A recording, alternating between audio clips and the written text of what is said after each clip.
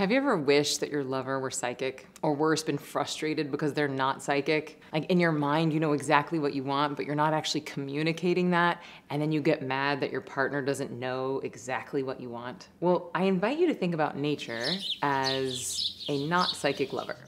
Meaning that if you're not manifesting, if you're not communicating your desires to yourself and ultimately to nature, how can you expect nature to perform for you? Just like we want to use our words and ask for what we want and share what makes us uncomfortable, the same is true with manifesting.